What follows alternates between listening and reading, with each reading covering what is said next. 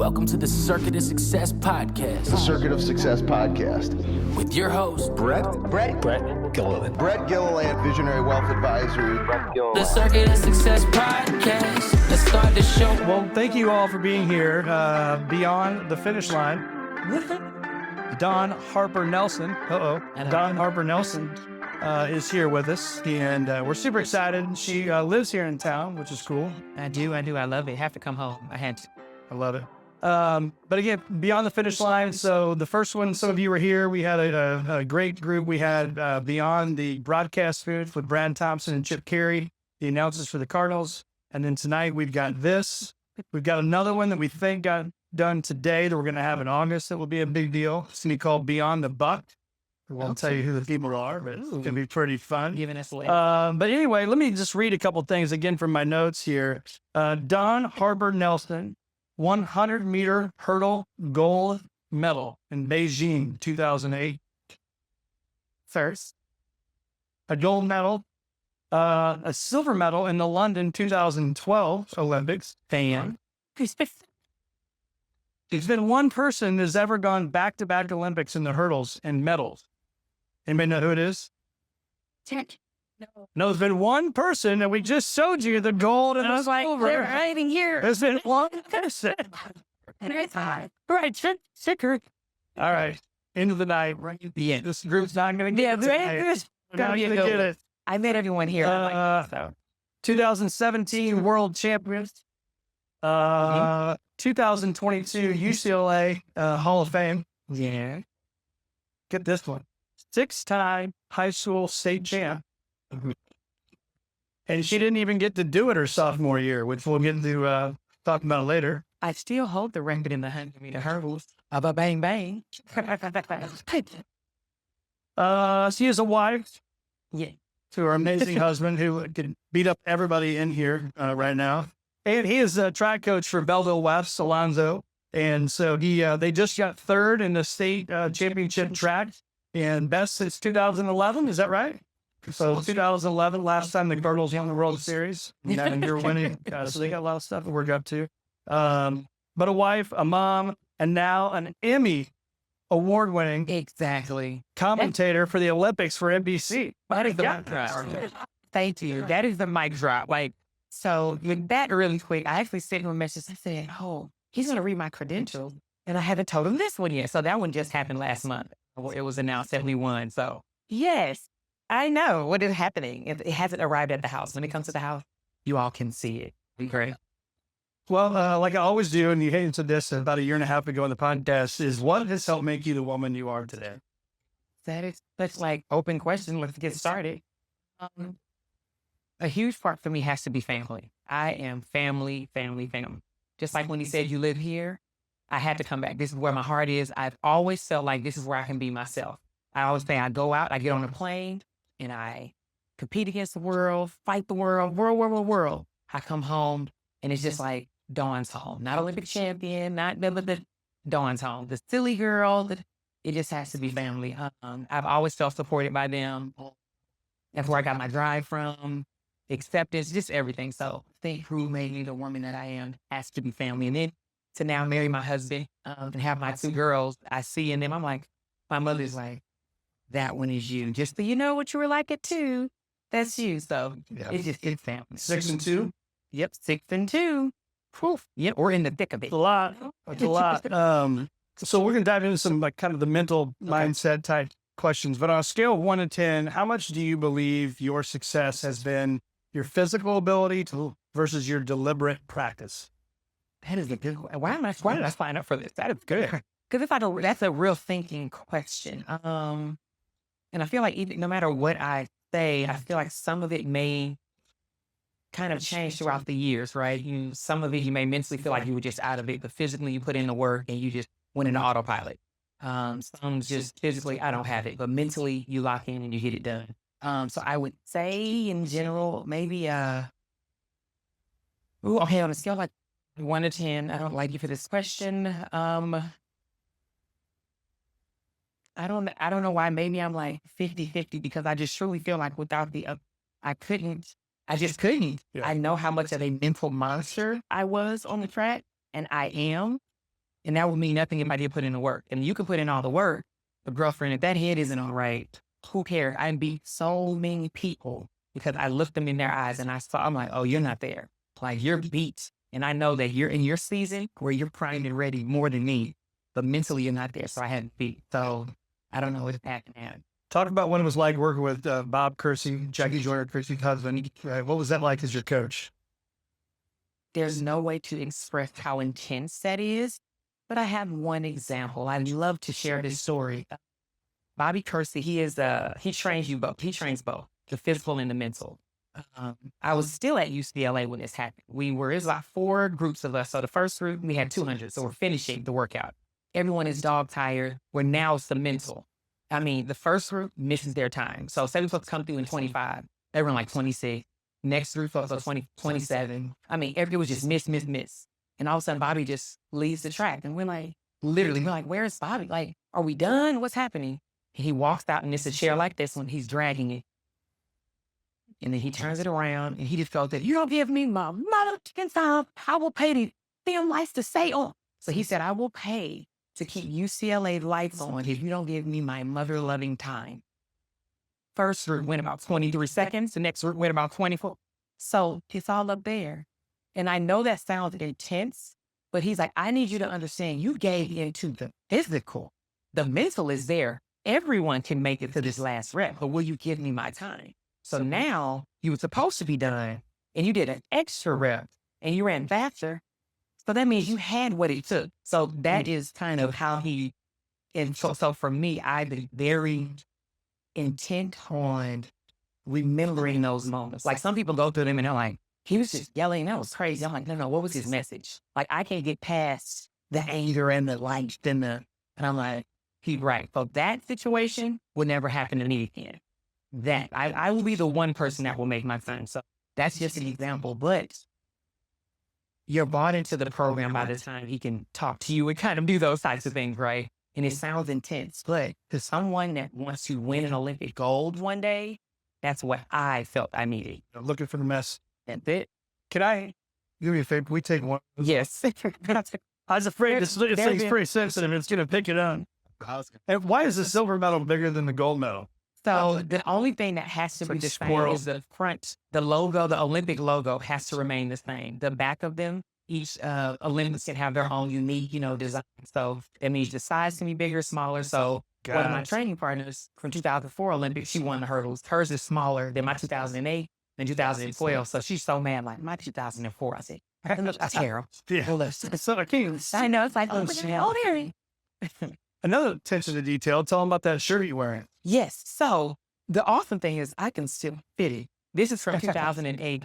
So each Olympic team, you get official gear. And so Ralph Lauren was the sponsor, and you get this huge bag, things you will now, you can't wear it all. Like, especially because when you get there, you're wearing your competition gear, not gear like this to walk around in.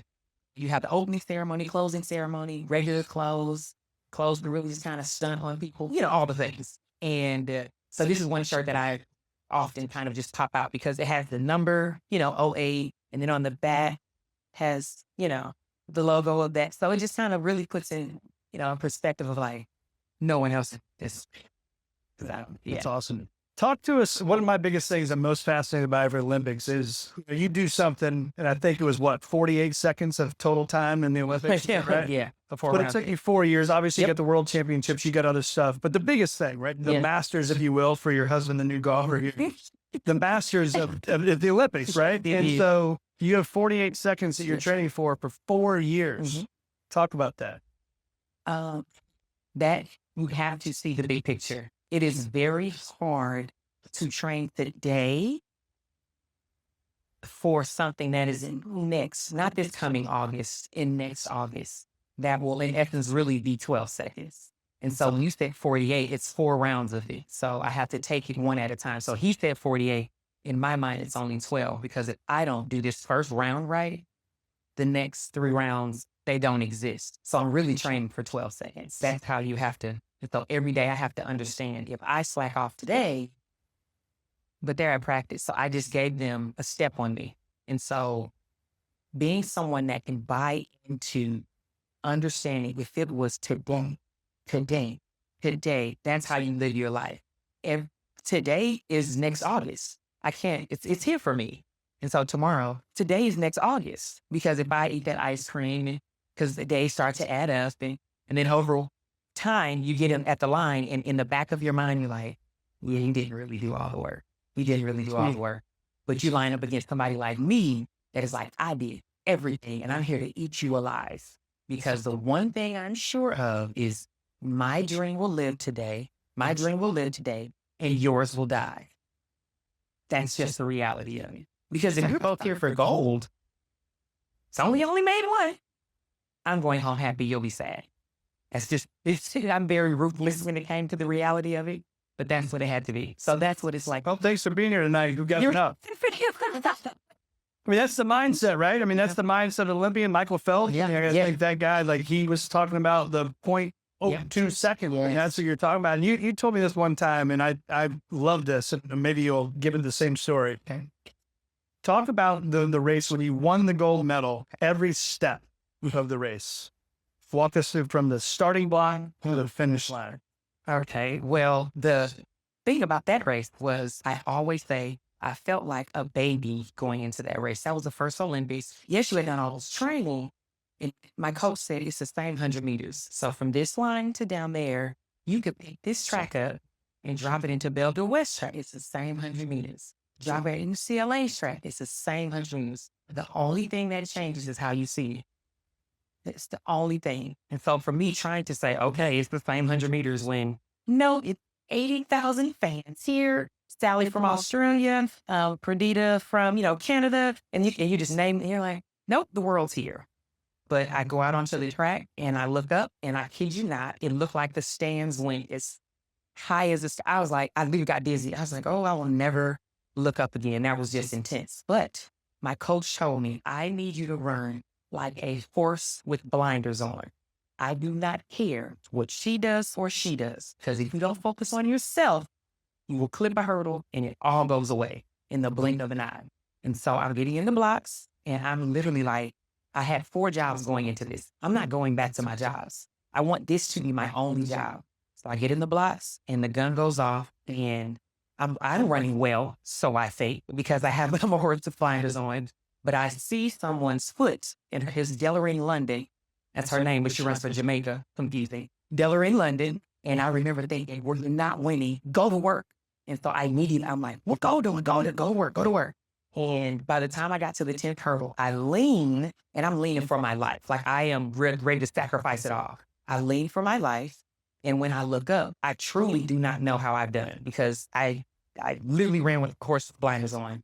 And I see Sally from Australia start screaming. And I'm like, I got second, baby, because I knew that I got a medal. And so I'm like, we got second. And then Priscilla from Canada starts cheering. And I'm like, I got third. I'm just dropping myself down. And the other American, Damu Cherry, she came and she said, no, Dawn, look, you won. And I saw my name at the top of the board, and it is the definition of every step matter, because if I saw her foot and was like, God, Bobby said get out there. Well, now we're at the 4th hurdle and 5th hurdle, and you thought about all these other things. Every step, where you place your people on the track matters. Everything. You have to carry 10 hurdles. It's 3 steps. It's 8 to the first hurdle. It's 8 steps to the first hurdle, 3 in between, and then 5 off the hurdle. If at any step, oh man, did I? Well, if you didn't fix it, I had to carry every single step. So, and I hope that sums up what you were asking. Well, what's funny is it did sum it up. It's awesome. It fires me up. But that story, think about that. That story takes longer than the 12 seconds to run the dang race. Absolutely. Right? Absolutely. And it's like, that's the preparation that goes, where my pinky's at versus, are you leaning? Did you lean at the end? Is that? I leaned for my life. Yeah. Sure did. There was no holding back, because you don't want to not lean because you got caught. You're like, if I would have, then that was because 2012. You'll ask me about that a little later, but that lean came into play. Yeah. You saw that was silver. So talk to us about that day. So now we know the end result. We know you won a gold medal. Talk to us about that day, or maybe even the night before, going to sleep, waking up from the alarm clock to the starting. Yeah. So when we even got to Beijing, when you get off the plane, they told you the apartment buildings that they had built, if someone won a gold medal and had stayed in this room, they were selling it for $1 million. And I remember saying, man, I hope they have to sell mine for $1 million. Like, that's all I kept thinking is it. And so, the night before, you try and get good sleep like that. I'm sorry. I don't know who can just knock out 8 hours and tomorrow your life is on the line. And, I set my alarm and stuff, but I got okay sleep. The next day, you kind of peeking at the clock, so say you wake up at 8, I'm looking at like 4 or 30, and finally get up and you go to the dining hall. So that's a huge dining hall where it's food for all different types of countries because the world is there, right? And it never fails. In the back far right is a McDonald's. And they always have a long line. Don't you worry. You would think all these Olympic athletes, no, we want our ice cream, who want our burgers. So go there, get my food. But preparation is the night before, to be honest. I always write out the day in detail. Like I have on a piece of paper when the alarm will go off. When I'm really going to go to the bathroom, brush your teeth, I need to have my clothes on by this time. I'm leaving the door at this time. I will meet my friend in the dining hall at this time. I should have my food and be eating around this time. I will be done with that and walking back out of the dining hall at this time. Back in my room, I'll put on my clothes. The bus leaves at this time, so I'll be standing there for the bus at this time, get on the bus. The bus ride is about this long. When I get off the bus, I want to get there a certain amount of time ahead. I want about hour 45 for warm-up. Okay, so hour 45 for my warm-up. So that means I'm going to get there at least 2.5 hours ahead of time. And so I'm sitting there and I'm watching everyone else warm up. I have my music in, but I'm trying to stay in my zone. Not get too caught up in what you're doing and you're doing and you're doing and you're doing. Bobby comes out and he's like, all right, how much time until your warm up? And I'm like, about 30 minutes. And he's like, I'll be back in 30. 30 minutes, I start my warm up. He's telling me little cues here and there. And all I'm caring about is how I feel and what he says. I don't care about the moment yet because it's not here. I have to warm up and be ready.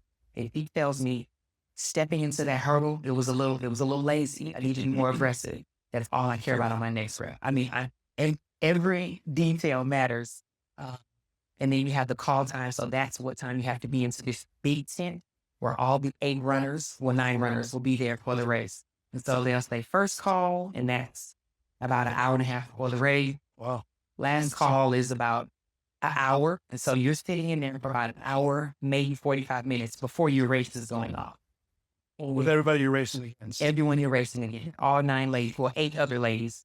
And so then what they do last call, you walk up to the track, and then it's go time. So that I'm detailed. So all this planning is done the night before. So when I lay my head down, there's no like, what time is it? What time should I don't do that on the day before. Yeah. So it's quite, I don't expect anybody in the room to answer this, but you think about like business owners, right, that we are, how many of us are that detailed in our day, right? Yeah. And yet that's why we want to go win gold medal. Yeah. Yes, you have to. Because another thing is, what if my bus, I still do that. Because now it comes into play with the girls, right? Still do that. I mean, come He's like, he still does. Yeah, I do because, okay, well, if we have to be here at this time, but I know Zoe, my youngest, often does this, I have to plan, give her the 30-minute cushion. I don't have time for that because we're leaving the house at 8 o'clock. All right. She needs to accept it at 2. He needs to, it's just what's happening. And you'll be here. So, right. But just those types of things. But I'll say when I do all this planning for me, when I was a professional track athlete, was because, well, what if this bus comes a little late? That's why I want to be there at least 2.5. And that happens. You would think, no bus for Olympic athlete. It's supposed to show up at 2 o'clock. It'll come at 2:15. Well, now you've eaten into my 45-minute cushion. Now I have 30 minutes. I plan for that. Don't worry. Everyone else is on the bus like, I'm supposed to start warming up in 5 minutes. I'm like, hurt you? I got a 30-minute cushion. It felt, you have to plan for those things to help you mentally stay in your headspace. You're panicking now, and now I have an edge on you. Well, we may be ready to run the same time, but I have an edge on you because you didn't plan properly. So. Love it. What's your self-talk like? I often say the 6 inches between our 2 ears is the most dangerous spot on earth. At least it is for me sometimes. So your self-talk on good days and bad days, are they different? Or how does that work out? Yes, I am. Good days. My talks are always relatively intense. Like I'm just when it comes to competing, I'm an intense person. Are they out loud or to yourself? Half and half lifestyle. I know I look crazy on some days. I'm very aware of that. I go like there's some videos of me getting into the blocks, and it looks like my mouth is because I'm giving myself cues, but I'm saying them out loud. And I'm sure my competitors have to know what my cue is because I'm saying it like head down, head down, head down, head down, head down, Dawn, head down, head down, head down, head down, head down. I don't care about her. She should be saying her own cue. You know what I mean? Yeah. And so on days where obviously it's a good day, obviously each day starts off the same, the things that you want to do. You're just reminding yourself like, you're ready for the moment. You plan for this.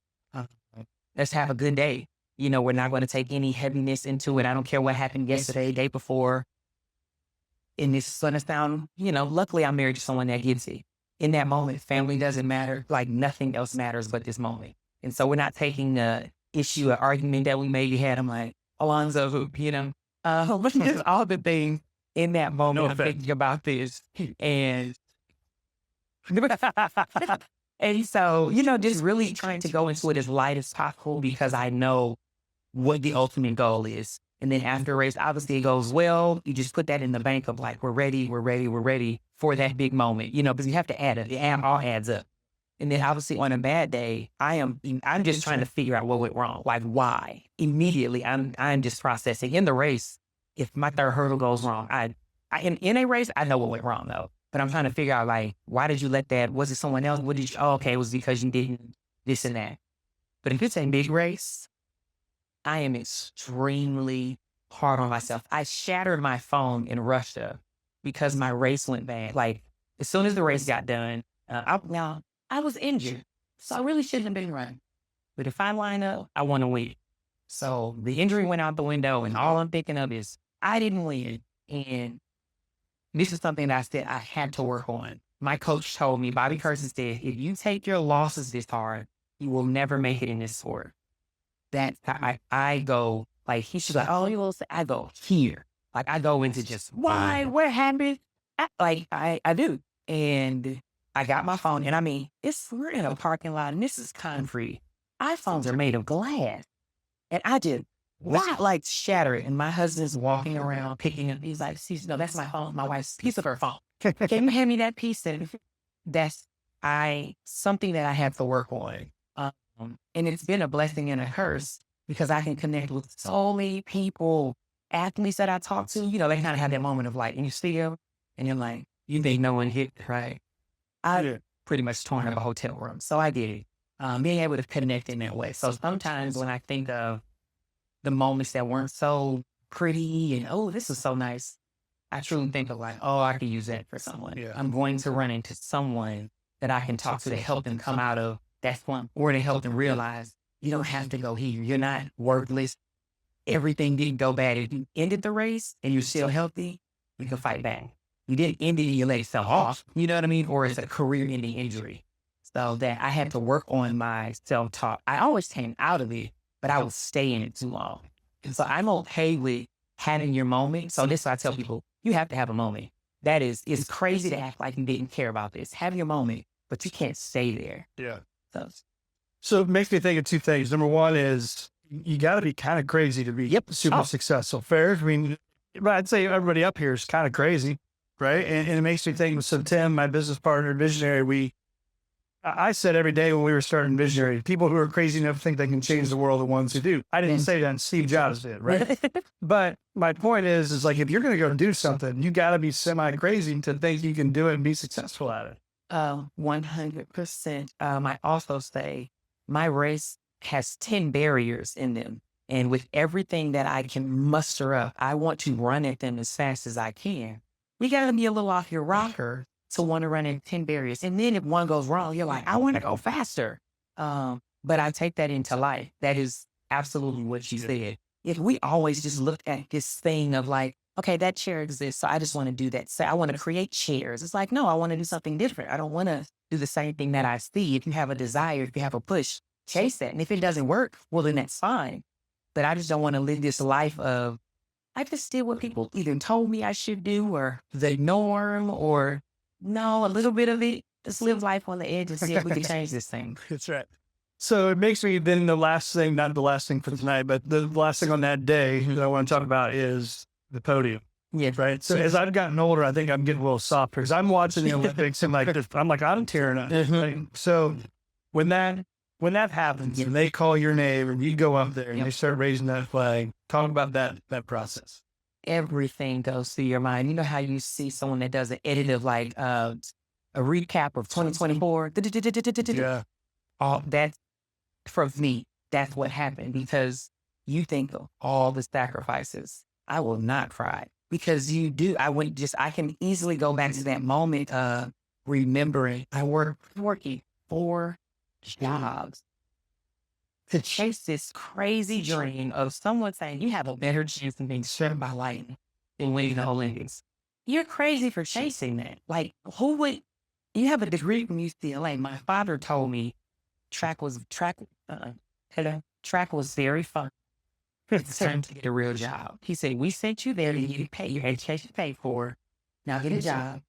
Think about this. My father is living life. He knows what it's like to be an adult, take care of things, all these things. I should listen to him. He knows he has a good blueprint not to chase this dream that I had. And so I had to tell my father, thank you so much for, your advice, but I don't want to talk about this anymore because I'm not asking for any money. I'm going to work my 4 jobs and I'm going to chase this dream. And if it doesn't work out in these 2 years, then I will go get a job. I don't want to live my life saying should have, could have, would have. And all of that goes to your mind on the post. Like, if you think, because like, how long were you up there? Long enough to think, if at any moment, I said, man, if at any moment I listen to the stranger over here that's like, but your training group is a defending Olympic champion. You think you're going to meet her? Yeah. Like, realizing that I had found my support group that was going to roll with me, good and bad, and all the ice cream that I sacrificed, number was going to hold me back. Seriously. So that to get on that podium and to just go through that checklist of all the things I had overcome, all the naysayers, but then to realize being from the city of East St. Louis, the last person to do was Jackie Joyner Kersee. Like, Jackie Joyner Kersee. I went to UCLA and people said, you'll never finish your first quarter at UCLA. You're from East St. Louis. You don't know enough. Wow. How could you? They bet my uncle this in a barbershop. So that, I'm stepping on the podium thinking of that. They didn't have the things. This is even crazier. And then to have my mom, my dad, my sister in the stands. And you're like, we're in Beijing. I got my family to Beijing from East St. Louis. Just everything. And that is why people have said, why do they cry so much on the podium? I mean, why? Because you think of every moment that it could not have happened. My sophomore year, I tore my PCL and my meniscus in my knee. And the doctors were like, you might not ever run that stuff. Like, you haven't even developed. Like, what do you, if I'd have said, okay, at 15, the dream's never realized. Yeah. So this all. So it's funny. So that's right where I was going. So I think, here we go. As we get older again in our businesses and we have younger people working for us, I think it's easy to look at somebody and say, oh, Andy, you've always been successful, right? And it's like, well, no, you don't know what I've been through, right? So talk to us about the career-ending injury your sophomore year of high school and then how you got through that. Really blessed to find great people. So Coach Nino Fenoy was my coach. So Nino Fenoy, my high school coach, he coached Jackie Joyner Kersee. So that just tells you the type of pedigree. He's very, very smart. A genius, I would say. And training under him, something's in my eyes, sorry. Training under him. And I come in my 9th grade year. I had only been hurdling for a year. And then I win state my freshman year in the 300 hurdles and the 100 hurdles that break the state record. And that was unheard of because they had just merged the 2 high schools, Lincoln and Eastside. So 9th grade, I mean, you're going against seniors. I mean, we have kids, a 14-year-old going against an 18-year-old. Okay. Like, really in any sport is just unheard of. But I had a coach in Coach Benoit. He's like, don't limit yourself. Don't limit yourself. At practice, he's moving me up in the group. Like, if you can go this route, go, go, go. And so that all I had really known is just to be pushed. And then my sophomore year, to injure my knee the day before sectionals. So sectionals, I'm in 4 events. This is what qualifies you for state. And obviously, I want to be the first ever win the 100 hurdles and 300 hurdles 4 years in a row, because no one had ever done it. Well, I did it my freshman year, so I'm like, oh my God, I could really do this. And I injured my knee the day before sectionals. I just know, like, it felt like this. Like, it literally just felt like nothing was really holding it together. But I'm like, wrap it up, coach. We're still running. So the next day, I run on my knee, and I do the 100 hurdles, and I win. 300 hurdles, I win. 200, I win. And the 4, I win, and I win. And when we get done, my knee, my husband, okay, so I've known him since 8th grade. Funny story, when I finished my last race at that sectionals, he's standing at the finish line. Kids aren't supposed to be there. He's standing at the finish line, and I fall into his arms. So dramatic. Like, love story in the making. But literally, I fell into his arms, and my knee is the size of a balloon. And we go to state. The doctor said her knee's not going to make it for 4 events. Like, it's a torn PCL and meniscus. She cannot do 8 runs. So he'll be 8, running 8 times. So 4 on Friday and 4 on Saturday. It's like she's going to do damage where we won't be able to come back from it. I beg and cry. And mind you, I'm summing this all up. I'm sitting in the back of the physical therapist's van, and they're like, we have to pull her from everything. And I cry, and I'm like, if you love me, let me run the 100 hurdles. Let me have that one. And they say, okay. They let me run, and I could not bend my knee to get in the blocks. So I basically have to do like this to start. And I end up getting second. And the way I cried, I felt like my life was over, because the goal that I knew was gone. The life that I wanted was gone. And so let me just say this to us in here that have kids, that are parents. Sometimes, like, we know the future as in it's not over. Like, you're a sophomore, you'll be fine. But I can easily go back to that moment, and it's like, no, I feel like I'm going to die. Like, I feel like this is over. And so being that athlete is so helpful to feel acknowledged in that moment. And so sometimes when dealing with kids younger, it's not always that deep running. Like, oh, you're doing the most. Like, look at them over there being dramatic. Life that they know does not exist anymore. And that's what I felt like. And I know this is the long answer. No, that's great. But no, so my father was upset, because he's like, your knee isn't even, it's not even intact. Why is she sad? And my mom is like, you don't know how hard she's trained for this. Like, you have no idea.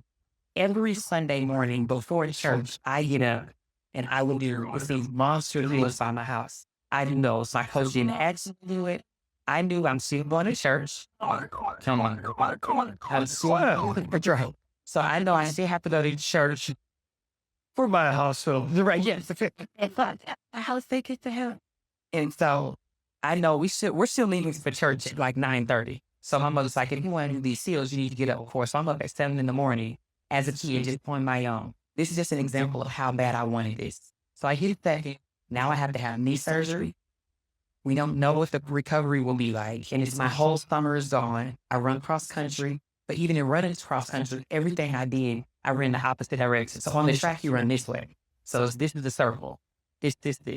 Because on this injury, you don't want to put too much pressure on it. So I had to train this way. So all my runs, my teammates are going that way. I have to go this way. So I'm running by myself. So now I have a full fall of training on my own. We still don't know what the will be like. But when I say you find certain people, Dr. Lehman, and then my physical therapist, he was the world record holder in weight. I know, so random. When I tell you my life is a movie, he's a world record holder in weightlifting. And I'm not remember his class, but Derek Crass is his name.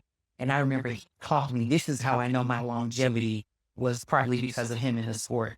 He taught me the little details. So how to Olympic list, hang, clean, snatch, squat. I learned from the first time I ever picked up a weight was learning from a champion. I only knew So all that to say, I'd come back my junior and senior year, and I went state again in both the 100 hurdles, 300 hurdles, and break the state record. But there's so much that goes into chasing really any dream, but that dream of sports is the sacrifice.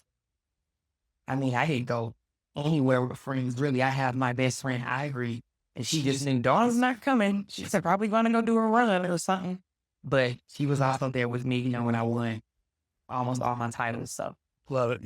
I could ask 100 more questions. So how about you guys? Any questions you have come to mind for you? I can keep asking them, but if you got something you want to know, any good questions, Dimitri?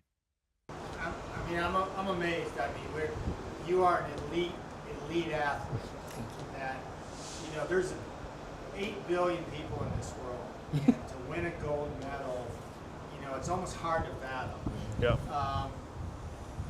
At what age did you really think, I want Olympic gold? And what made you different to say I can do it? Because, as we all know, elite athletes, there's a lot of people that can run. Mm-hmm. But why do you think your brain said, I can do this, or I want to do this? What in your life made you feel that way? Or it was just something in you? So Great question. yeah, really good question. And it's funny because I hadn't been asked a version of this before. Like, when did you know? Like you were going to the Olympics. Well, I knew that I was different my 9th grade year because I just started hurdling my 8th grade year. And the first time I ever went over a hurdle, my coach for 4, his name was Gilliland, and he told me, I think with your speed and your intelligence, you can be the best hurdler in the world. What are you talking about? I am a flat sprinter, and I get third to the same 2 girls. Like, it was the same 2 girls that beat me. And the first time I ever went over a hurdle, he had me go over with my right. I'm a left lead. We didn't know that. So the first time I went over, he literally was like, that was atrocious. I have never seen anything this bad in my life. And I'm like, well, sorry to shatter your dreams. I'm like, sorry. And so he's like, no, come here. He told me to turn around, and he pushed me from my back, and I caught myself with my left. And he said, oh, you're a left lead. The next time I went over a hurdle, lead with this one first, I was better than everybody else on the team. And that was like, oh, okay. I didn't know I was different. I knew, like, okay, this is 8th grade, right? What does that tell you? In 9th grade year, when I came in, and then you start to go against the big dogs. And then I also saw, like, no, I like this challenge. Like, not just that I'm winning, but I'm like, nah, I want more of this. Whatever this is, I'm trying to get a whole bunch of this. And I saw how hard I was willing to work. That's when I was like, okay, I'm different. It was my coaches. They did a lot of, let me talk to you for a second. Listen, a lot of people have come through East St. Louis, basically saying, don't get the big head. You're very talented, but you can ruin it all with one decision. I got that talk so many times. But that made you realize, like, okay, I get it. Like, I get it. Don't talk to boys. They're raggedy. They're just, crazy. Get my books. But I mean, it was relentless. Like, people, like, I would walk by him and he was like, come here real quick.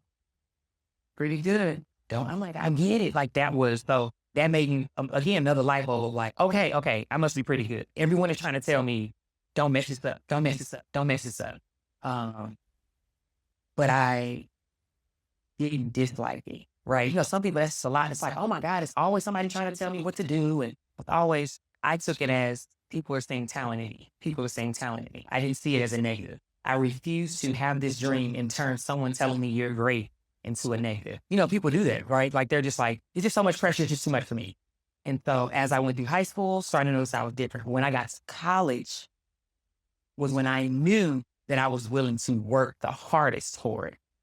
So there's a difference of, I want more of this, but you're not really amongst dogs. Like, when you get to college at UCLA, we were winning MCs. So we're the best of the best. And there were 2 girls that had been on the Olympic team already that were in my training group. And I saw what they were doing, and I'm like, I want in that group. I wasn't ready for it, but I want in that group. And my coach was like, one day, I want in that group. And I talked to Bobby Kersee, who's gotten at least 1 Olympic medal since, 1984 Olympics? Dang. And he says that with Olympic I was training for, he's like, one of you, so this is about his training group. He says, one of you all getting at least 1 gold medal. He said, I don't leave an Olympics without one. And I remember thinking, I'm getting out. Like, so in college is when I realized, no, I'm going to stay late. They're going to leave.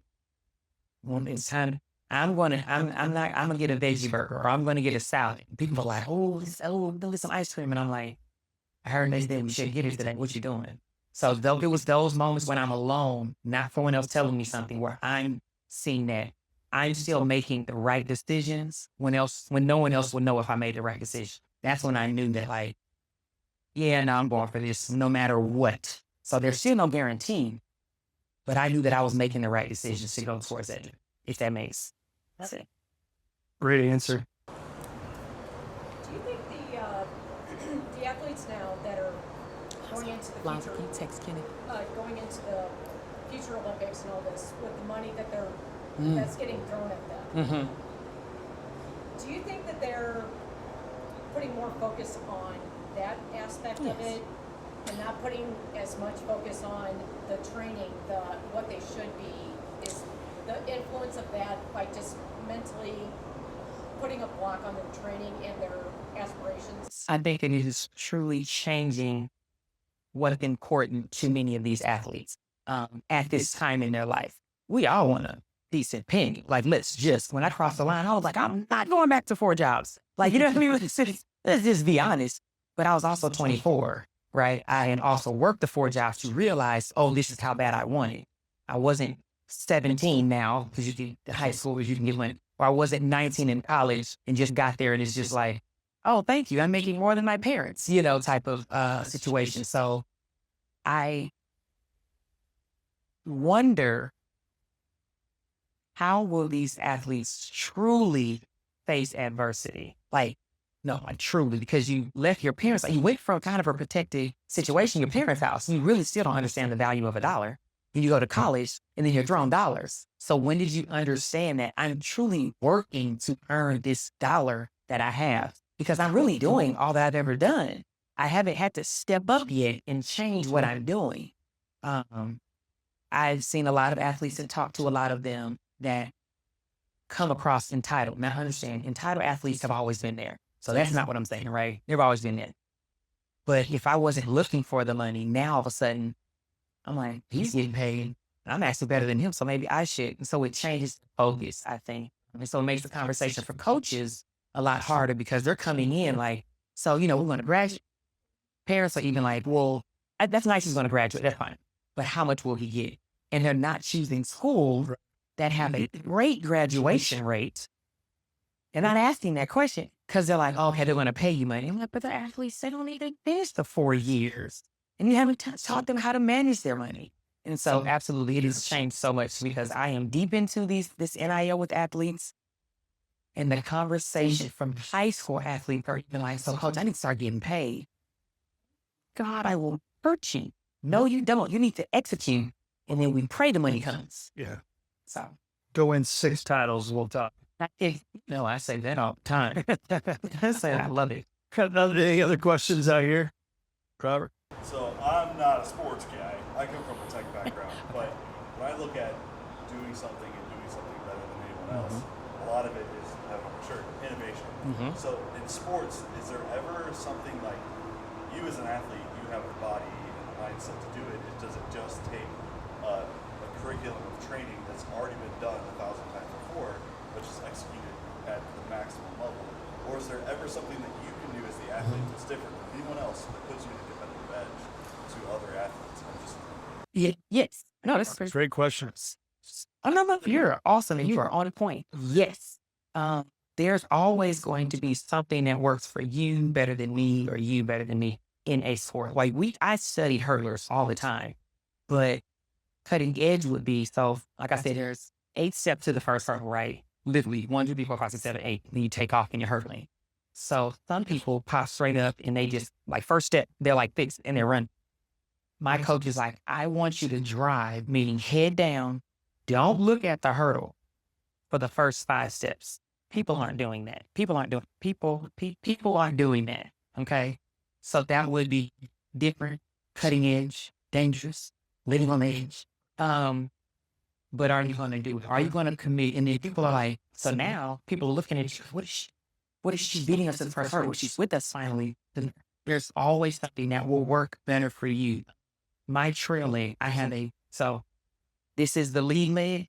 This is what the trail leg does, right? I have a very big, like when it gets to this side, a lot of people drop here, okay? Mine does. See how much ground I just ate her? So people are trying to figure out how to get a bigger trail leg. Okay, well, does a small one work for me because I'm tall? So always figuring out what works for you. What's the cutting edge? Well, she's winning, so we're going to start studying her. But then someone else does it, and I'm like, it's not working. Well, what works for you? So it's always you finding that coach and what works for you.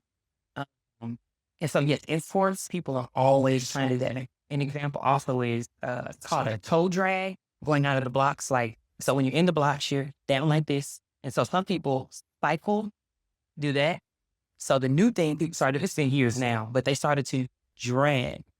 It's faster to go this way than to go, right? So now everyone's trying, that was the new thing that came out. So everyone's studying that and trying to, so it's always being innovative. And what could be, what are we going to do different to get you point A, point B faster?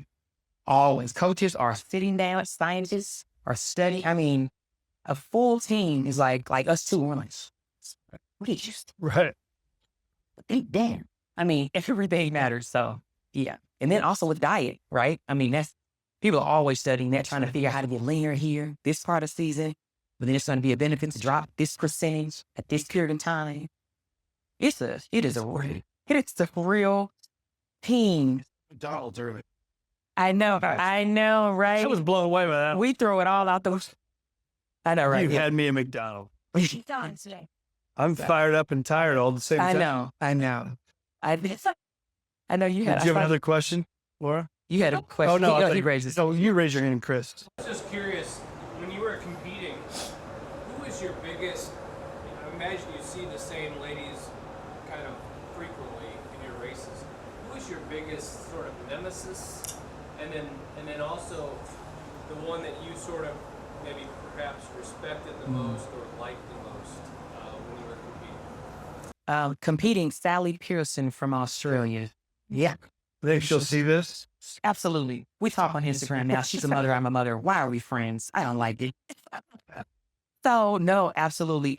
The challenge with that, with her being my arch nemesis, if you will. So, the first Olympics, I won gold, she got silver. The next Olympics, she got gold, I got silver.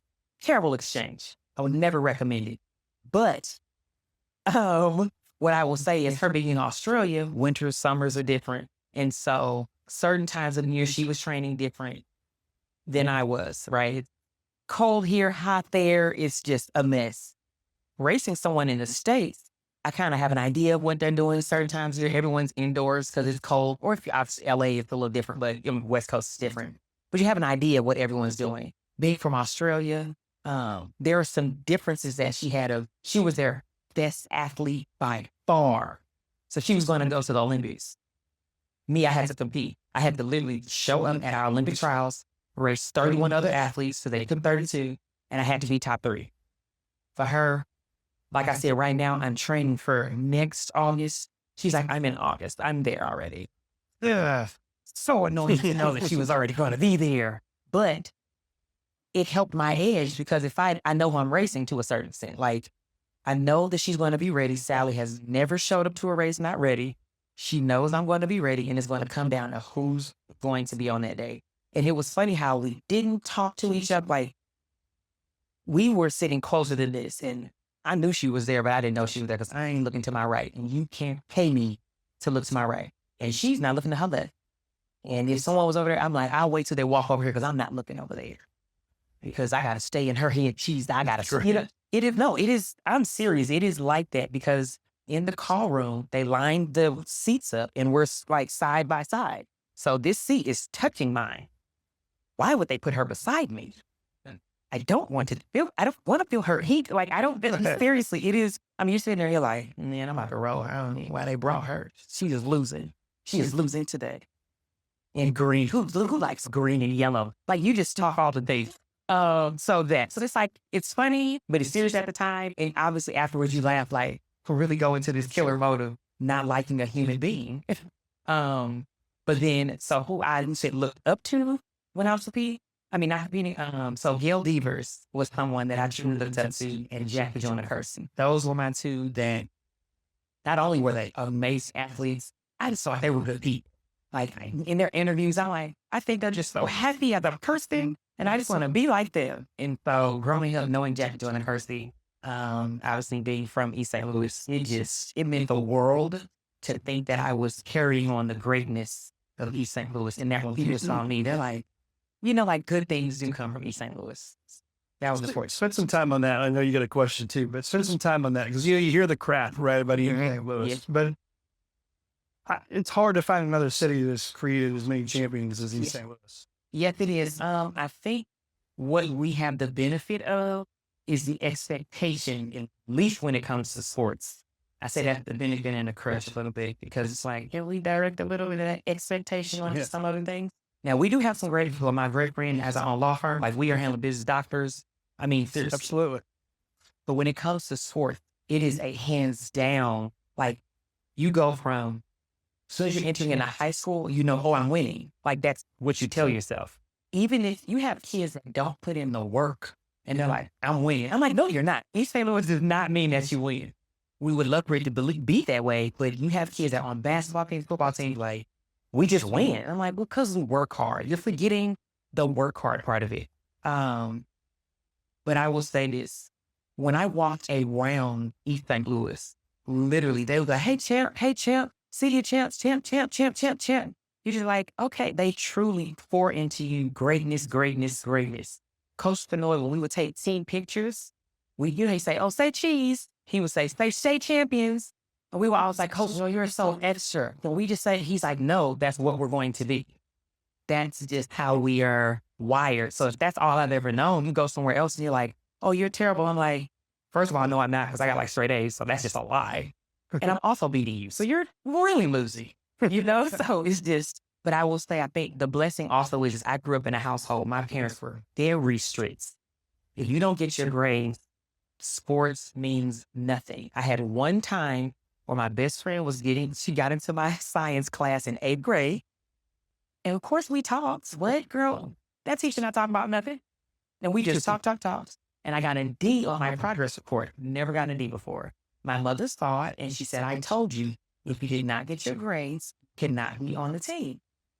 So you're off the team. And I looked at her like, but I'm the best. Like, Mom, what are we talking about? And she said, it was very clear. We had an understanding. If you don't get your grades, you can't be on the team.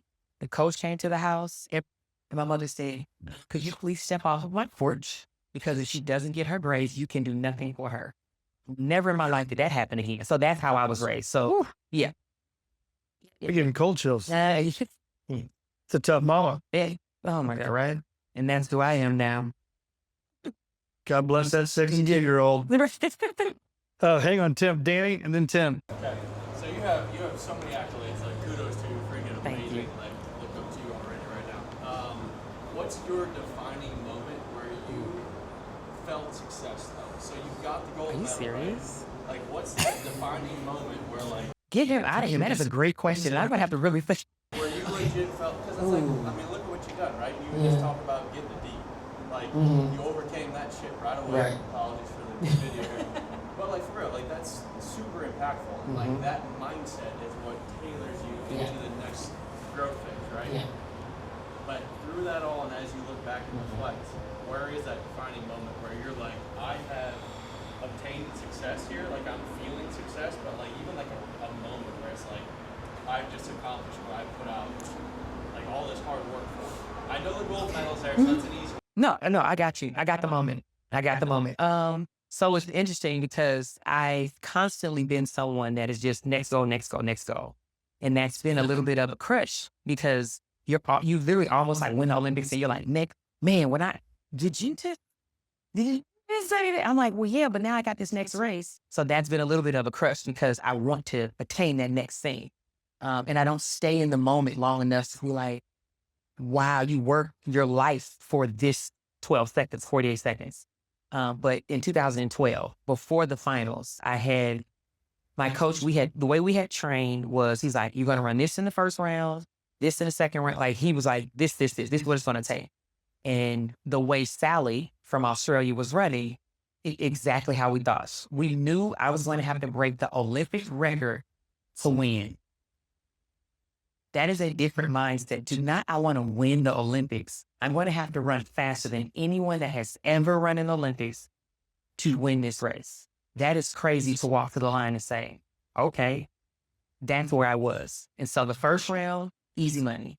Second round, easy money. My coach goes, okay, yeah, you need to go out here in PR. That's run a personal best, fastest that you've ever run. He was like, I need you to mentally know that you're ready for the finals. Go out here and run a PR.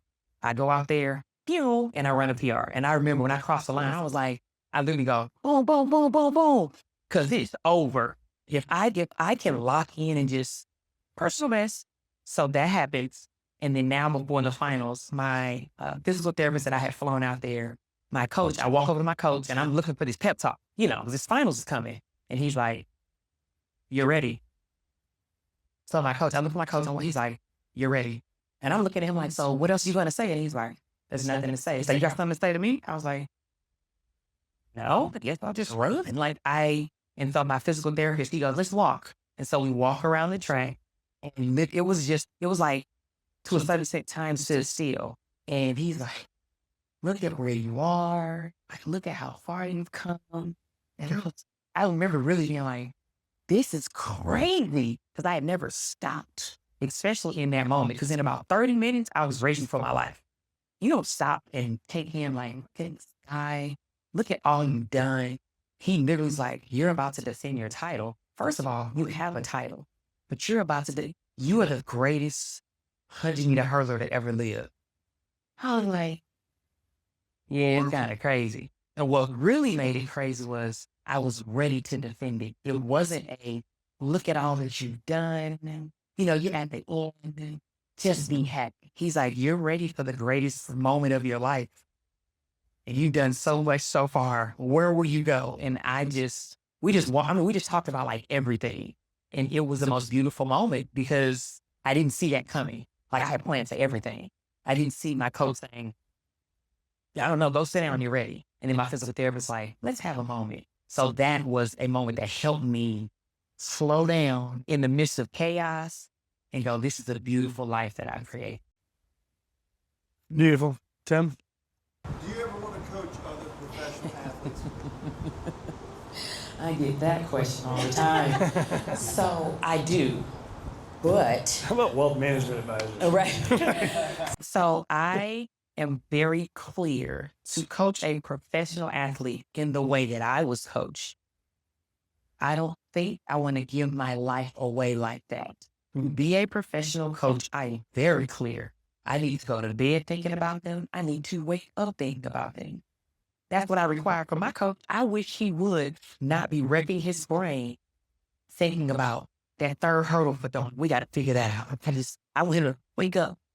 Got it. And that's what my coach, my husband actually lived with him for some years. And he said he would wake up in the middle of the night, go to his room and go, I know what it's going to take. And he'd be like, what are you talking about? And he has it written out. And he's like, this is it. I don't want to do that.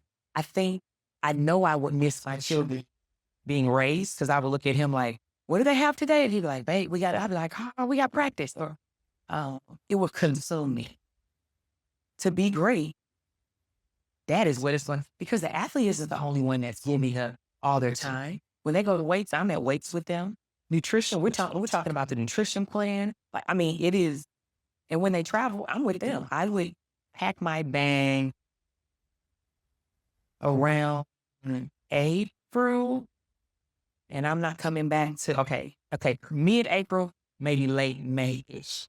And then I leave again after the trials. I'm gone for another month. So we're living out of a bag. Like my coach, so much so that so I ran for Nike. He bought a book bag, and we'll be gone for a month. And he would just tell Nike, send clothes to the hotel. Because he's like, I don't care what I am focused on you. That is all that matters.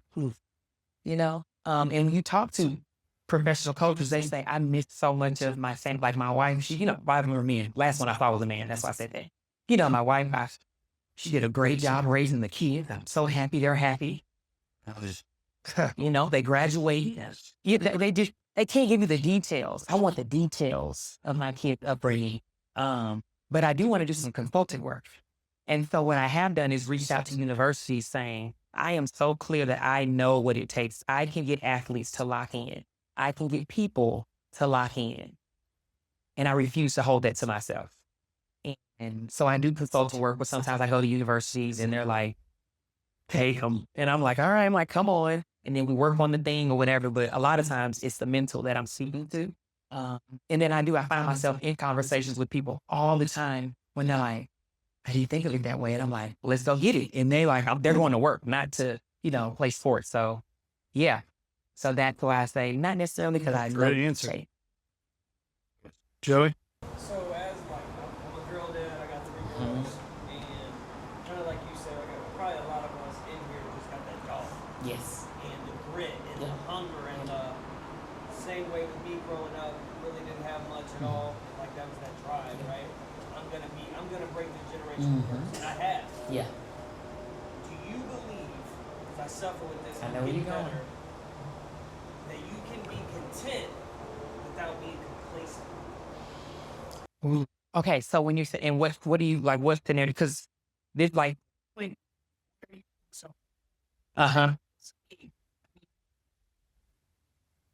Well, we get older. Yeah. 33. Yeah. It's just getting started. When I was it's us. Yeah. One it's So some of that for me is, are you married? Are you dating someone? Okay, married. This is a full-blown conversation that you have to have and be so honest with your spouse, because I am so happy that I can be this killer with my husband. People have told him like, she aggressive, dog. She's an aggressive woman. I am. But I'm also very soft I can be soft with him. This is a space where we're talking about your killer. But I can be soft with him. With you talking about wanting to kind of chase that thing. I know, it's funny, that's how I say it. I know what you're saying. You're like, I don't want to be chasing it so much that you're like, almost like the dude when you're like, my wife did a great job raising my girls and they know I love them. Because what are we talking about if they're like, Dad sent me money, but he wasn't there? I think there's a balance that has to happen. So for me and my husband, I tell him all the time, there are some jobs I want to take, and if your schedule allows, we're going. So that is you being like, they're going to see you at work, because it's important for them to see you at work too, right? Not just saying, I do stuff. Come on, kids. I do stuff. If it allows, not every job. No, don't worry. Some jobs, they got to come with you, right? But then there's the understanding to your wife of, y'all here, but y'all not here. When I got to do this, please don't feel like I'm ignoring you, because I'm not paid. I'm working. And when I got my free time, we together, and then it's like I'm back. But I think it's the conversation, so then you don't have that back and forth of like, I'm trying to chase it. Does it feel like too much? Because when it's clear between the two of you, you don't have to question like, how's she gonna feel about me going after this? Because you talked about this. So when you get the phone call, you get an email, you just run it by her like, remember, I'm gonna be gone. Remember the first week. This is the third week. That's that bitch's schedule, because we talked about, you get what I'm saying? See, I like that. He's like, good. She's dope. She's getting there. She's been with me since we have a kid at 19. I have all my kids with her. That's why I say my most proud accomplishment is I love it. my wife. But it's the conversation with me, not with her, right? The content with me. I know. So that's what I'm saying. You got to be. So if she doesn't know some of these feelings, then you like low key. You're saying you be content with not with her. Yeah. But what I'm saying is she has to still know that you're like, I'm still struggling kind of being content, because your spouse is feeling all this and you think that you're really just having this conversation with yourself, but you're not. The reason why I say that is the decisions you make are affecting your spouse and your kids. So you're like, yeah and no. Oh man, I'm content. I'm good. But she sees you over there like, he's not smiling as much. So now she's trying to figure, is it, or is it, or is it, or is it, or is it? And so that's when you have that conversation and it's clear, then you can let that part go and then you can start making your decisions. You're like, oh, I am good because I did the thing I truly want to do. And I chased what I truly want to do and I didn't have to worry about, am I here enough? Yeah. You know I love you, right? You know you get what I'm saying? When that part can really like be clear and let her know, I'm content, babe, but this moments where I don't feel like I want to do a little more. And as soon as you hear her say, go, babe, you're like, really? See what I'm saying? It's like, why I'm here tonight. Said, hey, no, I worked a little late last night, but like, Didn't say when you let her know those, a couple of them nights gonna hit a little back to back. Yeah. But I promise you, I'm gonna stop in like 3 weeks, but 3 weeks about to be heavy. Right. Then, and you gotta stand in there because you can't tell me 3 weeks and you fell into 4 weeks. Cause now I'm like, Yep. this is about to be my life and that's not what I signed up for because that's not what you told me. So that's right. what I'm saying. We just had a little moment. Please had a little moment. But we can talk more later. Any other questions, Dimitri? I'm gonna fire a few out. No, I love it. See, earlier he had some questions. So come on, let's go. Trash talking in your sport is ready. Last time you ran the hurdles, even for fun. Today. Can you beat a high schooler? Have you raced Alonzo and who won? And then what's your diet and exercise routine? Okay, first question, trash talk. Yes and no. So to be honest, it's for a lot of the men that did the trash talk. Us women, we don't, for some reason, you're not about to come talk crazy to me. That's just not happening. I'm gonna be honest. I don't think I give off to come talk crazy to me. I don't give that off. So none of the girls ever really said anything crazy to me. There was a moment where someone, so the blocks, we use the metal things that are on the ground. Those are called blocks. Definitely had somebody try and like move those. The tone that I went to, she immediately was like, oh, I'm sorry. I was like, listen, it is, it's like, hey, yo, don't play with me. Don't play with me. Don't play with me. She was like, oh, my bad. I just left the blocks. You know whose lane this is. Don't play with me. So now she checked off because she mentally like, that girl crazy. She was talking to me, but never looked, don't play with me. Don't play. And she right here, don't play with me. You know what I mean? So I'm crazy there. So if that's what you want, You look trash crazy. talk. Right, you look crazy. No, because it is a straight intimidate. She's trying to intimidate me. And we were in Berlin, Germany. She ran for Berlin. I knew what she was doing. It wasn't going to work with me. And I was an Olympic champ. So she was trying, you just kind of test the waters. You got to see it. And I let her know it's hot over here. So then you said, I know another question was, Time you ran. so the last time I ran, that was actually last week. So last time I laced up and put on spikes, I just posted on my social media over hurdles. We had a hurdler who went in one state, but I knew me and my husband were trying to have him work on something in particular. And that's very hard to really execute when you're just by yourself. Because of course you do it. You're like, do. I'm like, no, I need you to feel pressure and want to beat somebody and then still do it. And so I put on my spike and I raced him out of the blocks. And of course it was fun because I'm like, I'm 41. I'm like, I have nothing to lose, but I'm about to bust you up. But then the boys want to, they want to win. And I'm like, Who won? I got him over the first hurdle. But then, but also the measurement, he go a slightly longer distance. So, but yeah, we only went over one. And it was funny because he's like, Coach, almost got you. And I'm like, I've been out of the game. You're still working to get me. Then you said nutrition. Did you race Alonzo? Did you say Yes. I beat an Olympia? So that's annoying because the first time, The speakers in there. Listen, the first time we ever met was 8th grade, and we were at a summer track meet, and there were the hurdle race. It was full. It was okay. Full year school. It wouldn't be summer track. Full, and I was the only girl, so they put me with the boys, and he was the only boy to beat me. And I crossed the line. And listen, I didn't know who he was. And I was like, That's why you want to who stay is that? outside. Right, that's what the hit spot. I was like, who is that? I want to race again. He said, he went to his parents and was like, why is she so mad at a boy? Like, she beat all the other boys. And I was like, I don't lose. So he was my loss from a boy. Blech. Just want to know. I mean, I we're know. not, we, Well, okay, and so the other thing is, I think we raised some money for charity, but not the parking lot. he I- ran professionally, so he's not a slow guy. So that's the other part. People, he could beat you. I'm like, I hope so if he ran professionally. So yeah, so then there's that. So he trained also with Allison Felix when she was training for the 2012 Olympics, where she won gold and stuff. And then he also would train me and pay me for my stuff. So yes. who says. And then your diet and exercise now. So diet and exercise now is very different than what it was when I was competing. I just wouldn't bring certain foods into the house because I was going to eat them. Like ice cream, I'm serious. How did I strawberry ice cream? I am powerless. Like Powerless. I am so like it was this thing me and my dad had growing. We ate ice cream. We would race see fast, how fast each other could eat an ice cream cone. Then he would buy me a quart of ice cream, him a quart of ice cream. We would both eat an ice cream cone and then sit in front of the TV and eat our quarts of ice cream. That is crazy. How am I not sick with diabetes? Oh no, my mother would come in and she'd like, Harper, she called my dad Harper. This is not okay. Like, this is not, and I'm over there like, eat it with my dad. Like, it's so bad. So, strawberry ice cream for me has been my thing. Professionally, I would not bring it into the house.